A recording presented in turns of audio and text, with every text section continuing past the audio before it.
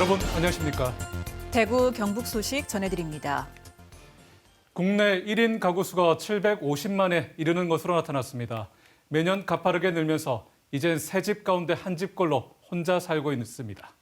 가난한 1인 가구도 늘고 있는 것으로 조사됐는데요. 대구와 경북도 상황은 마찬가지인데 지역은 고령화와 특히 맞물려 있습니다. 손은민 기자입니다. 지난해 대구에 혼자 사는 집은 34만 2천 가구입니다. 전체 101만 천여 가구의 33.8%로 두 집 건너 한 집 꼴입니다. 1인 가구 중에는 70대 이상이 가장 많았는데 60대까지 포함하면 39%를 차지합니다. 혼자 사는 사람 10명이 있다면 4명이 노인인 겁니다. 3명은 20, 30대로 나타났습니다. 1인 가구가 늘어나는 속도도 빠릅니다. 2019년에는 나 홀로 사는 집이 전체 가구의 30%가 안 되는 28만여 가구였습니다. 불과 3년 만에 5만 8천 가구 늘었습니다.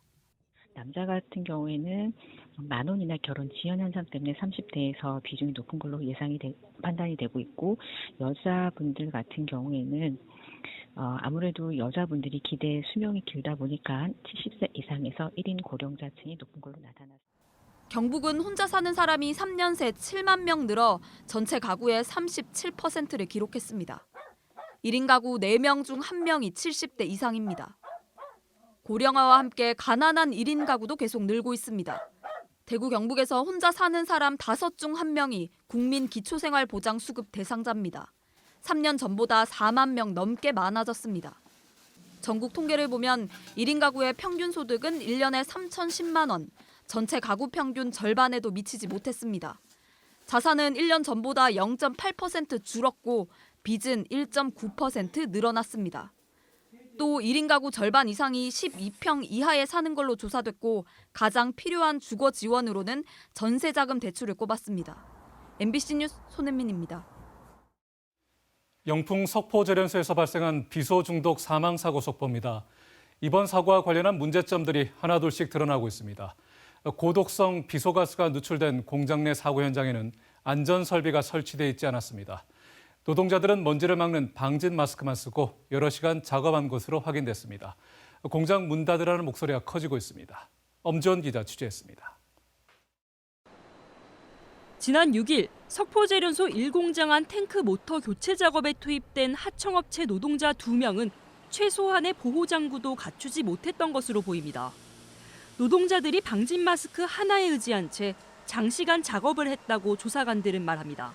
방진 마스크로 추정된다 그러더라고요. 먼지 막아주는 거니까 이거보다는 공기 같은 걸 차단하는 마스크가 필요했는데 그것까지는 아닌 것 같다. 병원 이송 당시 숨진 노동자의 소변에선 치사량 0.3ppm의 6배가 넘는 2ppm의 비소가, 또 다른 노동자는 1ppm의 비소가 검출됐습니다. 이처럼 고농도 비소가스에 노출됐지만 현장에는 가스 누설 경보기가 없어 6시간가량 작업이 진행된 것으로 추정됩니다. 누출된 아르신가스를 포함한 독성가스는 대부분 무색무취로 인지가 어려워 실시간 감시가 매우 중요합니다. 그게 유출된 사실 자체를 모르고 작업을 했던 것 같으니까요. 그게 좀 있긴 있었는데 멀어서 감시까지는 못했던 것 같아요. 내일은 정확한 사고 원인 규명을 위해 경북경찰청과 노동부, 환경부가 합동으로 현장 감식을 진행합니다. 앞서 제련소 주민건강피해 공동대책위 등은 대구지방환경청 앞에서 항의 기자회견을 열고 환경부의 낙동강을 오염시키고 노동자들의 생명과 건강을 위협하는 석포제련소에 대한 통합환경허가를 취소하라며 촉구했습니다. 환경부는 지난해 12월 오염물질 배출 기준 강화와 토양 정화 이행 등 제련소의 조건부로 통합환경허가, 즉 운영허가를 내줬는데 허가 3개월 만에 법 위반이 다수 적발되고 지난 9일에는 급성 비소 중독으로 노동자 1명이 숨지고 3명이 다쳤습니다. MBC 뉴스 엄지연입니다. 지난 7월 집중호우 실종자를 수색하다 순직한 채모 상병의 지휘관인 임성근 전 해병대 1사단장이 피의자로 입건된 사실이 뒤늦게 확인됐습니다. 경북경찰청 강력범죄수사대는 지난 8월 말쯤 포병 7대대장 측이 임 전 사단장을 업무상 과실치사 혐의와 직권남용 혐의로 고발해 피의자로 입건했다고 밝혔습니다. 국방부 조사 과정에선 1사단장의 혐의가 제외된 채 대대장 2명에 대해서만 경찰에 사건이 이첩됐습니다.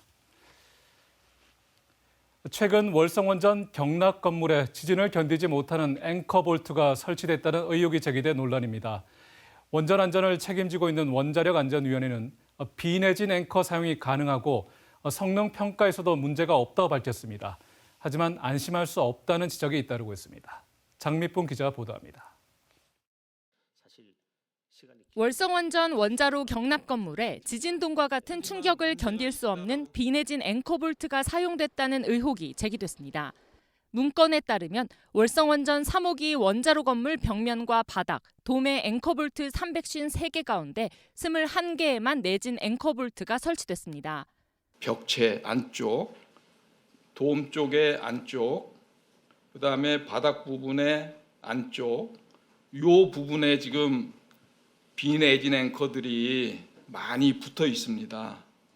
비내진 앵커가 많이 붙어 있는데 지진이 와서 떨어지게 되면 부분이 앵커 때문에 깨져 나오게 됩니다.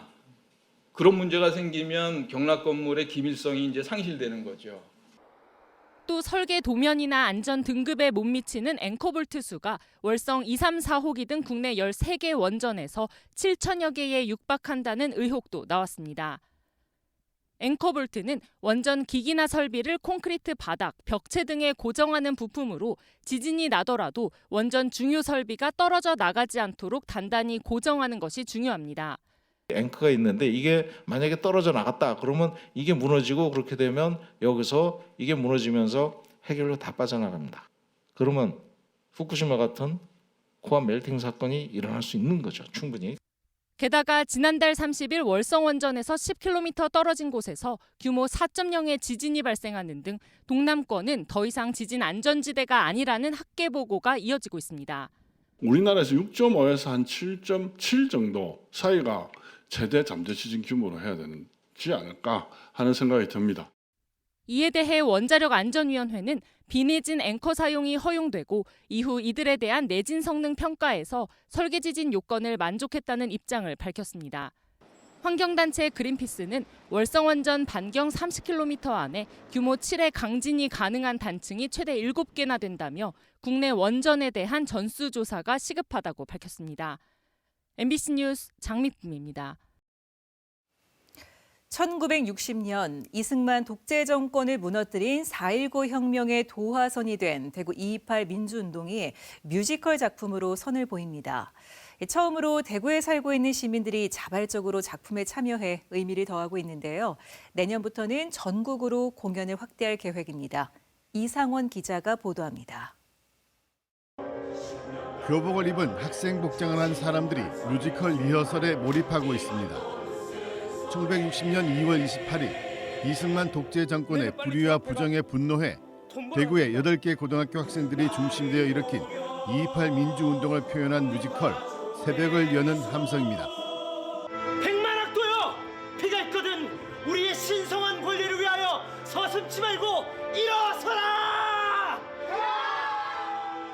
1960년 당시 정치 경제적으로 어려웠던 시대를 산 학생들의 모습을 통해 2.28 민주운동이 일어날 수밖에 없었던 상황을 생생하게 묘사합니다.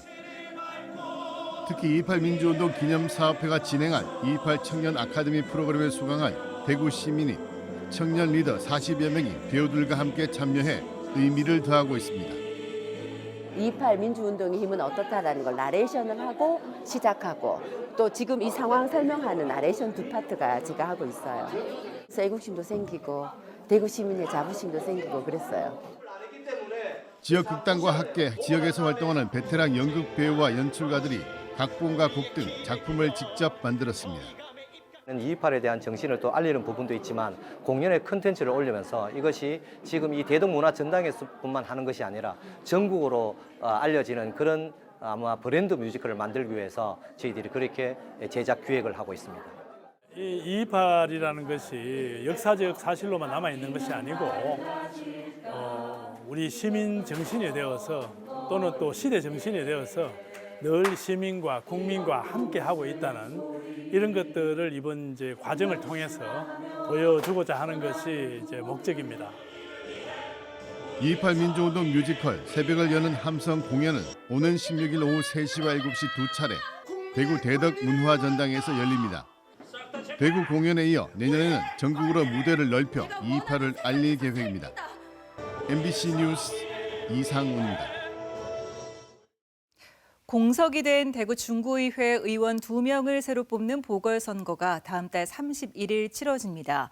대구 중구 선거관리위원회는 내년 1월 31일 보궐선거를 열어 중구 가 지역의 의원 2명을 선출할 예정이라고 밝혔습니다. 후보자 등록은 다음 달 11일부터 이틀 동안 받으며 사전투표는 다음 달 26일부터 이틀 동안 진행됩니다. 더불어민주당 이경숙 전 중구 의원은 남구로 주소를 옮겼다가 피선거권을 상실했고 국민의힘 권경숙 전 중구 의원은 수의계약으로 무리를 빚어 제명됐습니다. 기존 딸기하우스에서 생산량을 3배로 늘리는 재배 기술이 개발됐습니다. 인공지능을 통해 사람 대신에 로봇팔이 딸기를 수확하면서 노동력을 줄이는 기술도 개발 중이라는데요. 딸기 농가의 희소식이 될 전망입니다. 한태현 기자가 보도합니다. 딸기가 매달린 화분이 위아래로 설치되어 있습니다. 이 연구소에서 개발한 딸기 재배 기술은 수직 재배 기술. 농민들이 허리를 굽히지 않도록 높게 설치한 고설 베드에 화분 형태로 3단 재배하고 있습니다. 채광에 방해를 받지 않도록 화분 설치 방향을 자유자재로 바꿀 수 있도록 설계되어 있습니다. 수분과 영양분도 조절해 공급할 수 있습니다. 2022년 3단 수직 재배 기술을 개발해 한 해 동안 실증 재배를 마쳤습니다. 3단 수직 재배를 통해서 이제 기존 생산량의 3단을 할 경우에 3배까지 동일하게 나오는 결과를 얻었고 품질하고 모든 부분이 거의 유사해서 이제 현장에 바로 보급될 수 있는 것을 확인했습니다. 같은 재배 시설에서 생산량을 높이고 시설 투자비도 17% 감소한 것으로 분석됐습니다. 이에 따라 시설 투자 당해 연도에 투자비가 회수되고 2년 차부터는 생산량이 3배 이상 늘면서 수입도 그만큼 늘 것으로 예상하고 있습니다. 또 토지 이용 효율이 높아 노동력 절감 효과도 기대됩니다. 연구소는 특허 등록도 마쳤습니다. 신기술은 이뿐만이 아닙니다. 로봇이 밭을 돌아다니며 딸기의 생육을 파악하고 수확 시기와 생산량을 분석합니다. 앞으로는 로봇팔로 사람 대신 수확이 가능해질 전망입니다. 인공지능 학습을 통해서 수확 적기 생산량 예측이 된다면은 그 이후에는 그 로봇팔 등을 적용해서 자동으로 수확을 할 수 있는 어떤 그런 기술을 연구를 하고 있습니다.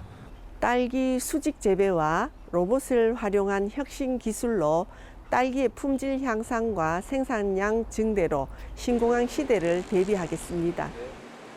고령화가 가속하는 요즘 농가의 노동력 부담을 덜고 생산량을 높이는 고효율 재배 기술이 갈수록 진화하고 있습니다. MBC 뉴스 한태현입니다.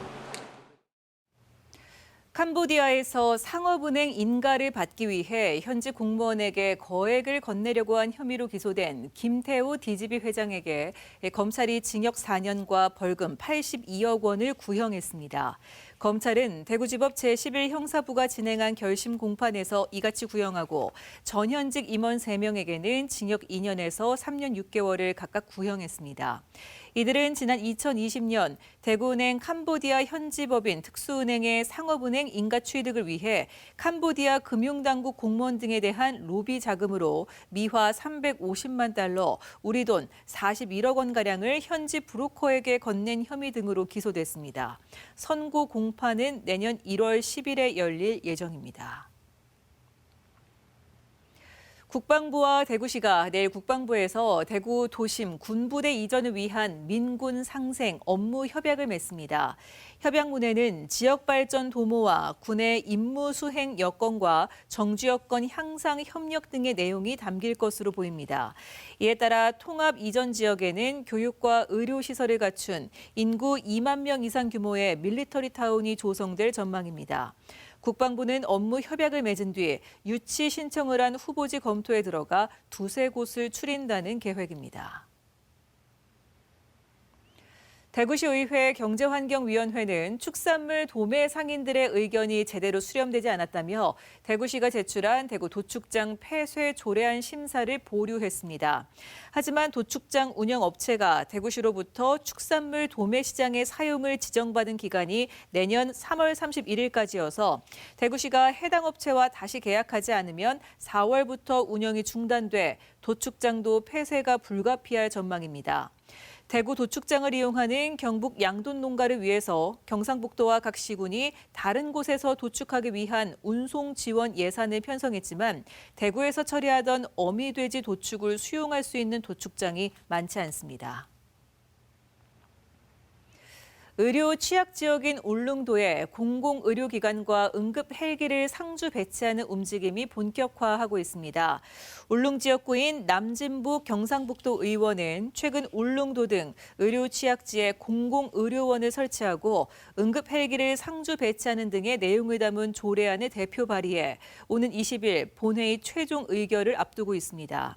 이번 조례안이 시행되면 현재 검토 중인 포항의료원 울릉분원 설치와 울릉도 응급헬기 상주 배치 등의 법적 근거가 마련돼 사업 추진에 탄력이 붙을 것으로 예상됩니다. 오늘 오후 12시 20분쯤 대구 포항 고속도로 대구 방향 와촌 휴게소 인근에 달리던 화물차에서 돼지 한 마리가 도로에 떨어졌습니다. 돼지가 고속도로에 걸어다니면서 운전자들이 통행에 불편을 겪었는데 신고를 받고 출동한 고속도로 순찰대가 돼지를 구조해 화물차 운전자에게 넘겼습니다.